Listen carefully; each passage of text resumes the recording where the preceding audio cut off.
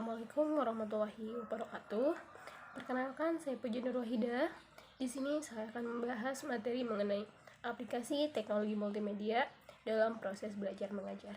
Nah, yang akan dibahas pada presentasi kali ini yaitu yang pertama ada multimedia dalam pendidikan. Seiring dengan perkembangan teknologi informasi yang sangat cepat, berbagai perubahan dalam masyarakat yang semakin terbuka dan memiliki kompetisi yang tinggi menuntut adanya peningkatan kualitas pendidikan. Kenyataan ini memerlukan kesiapan sumber daya manusia yang mampu berkompetisi dalam masyarakat global. Dengan demikian, pengembangan program pendidikan dengan standar mutu bertaraf global menjadi suatu kebutuhan yang tidak bisa terelakkan. Kehadiran multimedia sebagai salah satu produk teknologi informasi dan komunikasi di bidang pendidikan disambut dengan gembira karena peranannya dalam membantu mencapai tujuan pendidikan. Pendidikan bertujuan untuk mengoptimalkan kemampuan peserta didik dan membantu mengembangkan kemampuan yang sempurna baik fisik, intelektual, maupun emosional. Potensi kemampuan yang dimiliki manusia ini hampir tidak terbatas, namun hanya sebagian kecil saja dari potensi tersebut yang telah dikembangkan. Metode dan media yang tepat untuk mengembangkan kemampuan tersebut sangatlah diperlukan. Teknologi multimedia diharapkan mampu mengatasi kendala dalam proses belajar mengajar dengan dikemasnya program-program pendidikan dalam media berbasis TIK. Meskipun Jejene mengatakan bahwa tidak ada satu media yang sempurna yang dapat memenuhi semua keperluan yang diinginkan. Usaha yang maksimal untuk menjadikan produk TIK ini menjadi media yang mengoptimalkan manusia kiranya harus mengupayakan dan dikembangkan. Sebagaimana media pendidikan lainnya, multimedia tetap berfungsi sebagai alat, metode, dan pendekatan yang digunakan untuk menjalin komunikasi antara guru dengan pelajar selama proses belajar mengajar. Peserta didik dapat mempelajari ilmu yang dikemas di dalam suatu program multimedia sesuai dengan minat, kesukaan, bakat, keperluan, pengetahuan, dan emosinya. Kemampuan multimedia memberikan pengajaran secara individu dengan melalui sistem tutor pribadi karena kemampuan multimedia dalam mengulang sebuah informasi. Jika peserta didik kurang paham terhadap materi yang telah disampaikan atau disajikan, ia dapat melihat kembali program multimedia secara berulang hingga memahaminya. Bagi pelajar, penggunaan multimedia dapat lebih memacu motivasi belajar, dapat memberikan penjelasan yang lebih baik dan lengkap terhadap suatu permasalahan, memudahkan untuk mengulang pelajaran, mengadakan latihan dan mengukur kemampuan, serta karena multimedia memberi peluang kepada pelajar untuk berinteraksi dengan program yang telah disajikan. Nah, yang kedua yaitu konsep dan karakteristik dari multimedia. Konsep multimedia didefinisikan oleh Havos sebagai salah satu sistem komputer yang terdiri dari hardware dan software yang memberikan kemudahan untuk menggabungkan gambar, video, fotografi, grafik, dan animasi dengan suara, teks, dan data yang dikendalikan dengan program komputer.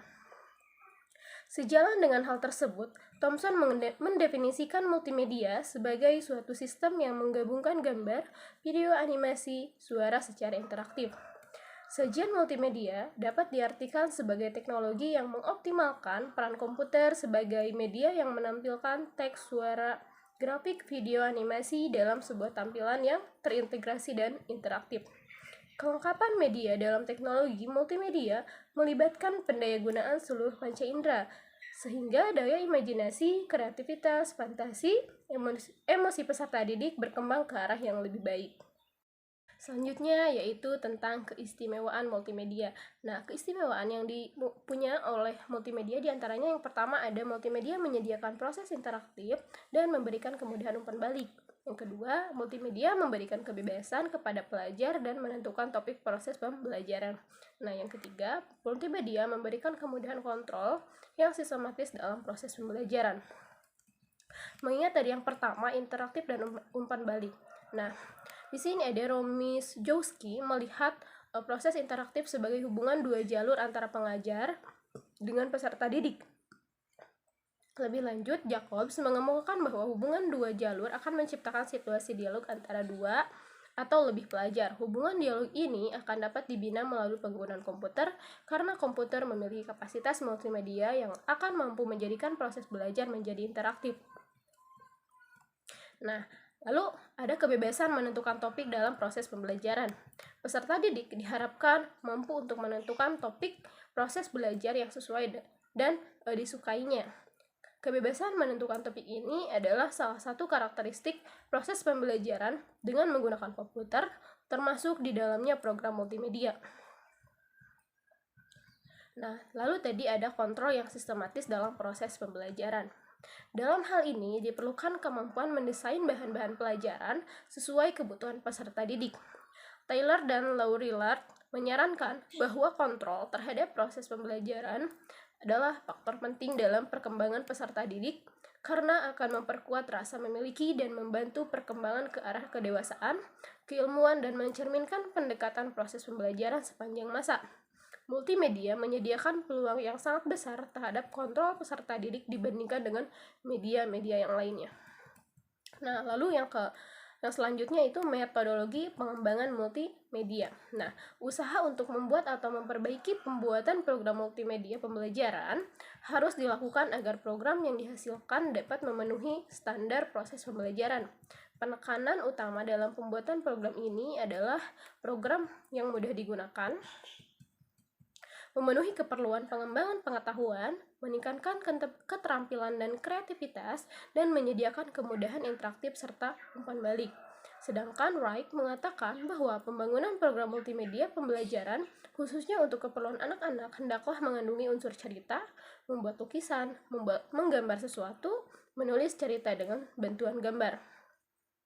Dengan demikian, secara tidak langsung kemampuan peserta didik atau anak-anak tentang sistem komputer, kemampuan mengembangkan pikiran dan kemampuan mengembangkan kosakata dapat tergali. Nah, dalam tulisan ini mengambil 5 tahap pengembangan.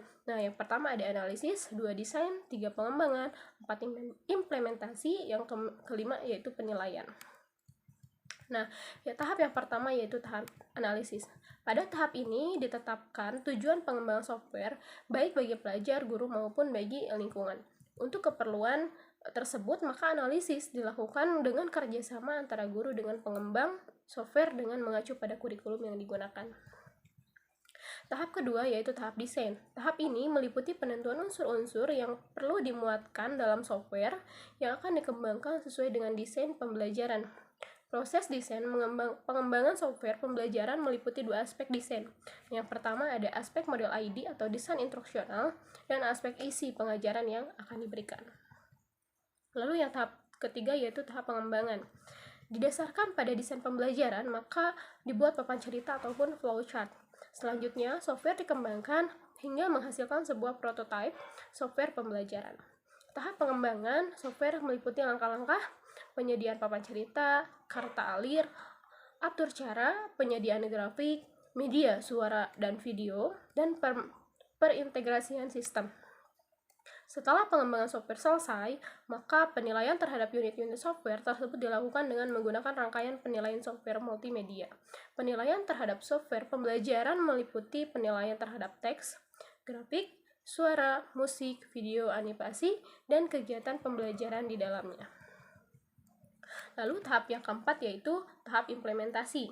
Pada tahap ini, software dari unit-unit yang telah dikembangkan dalam prototype telah dihasilkan kemudian diimplementasikan.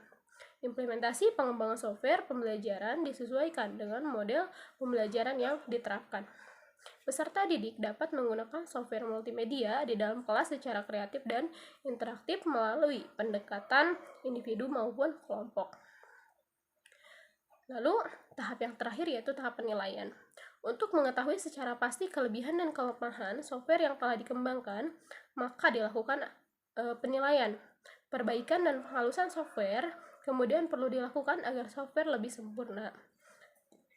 Nah, itu materi yang bisa saya sampaikan. Mohon maaf apabila ada kekurangan. Terima kasih. Wassalamualaikum warahmatullahi wabarakatuh.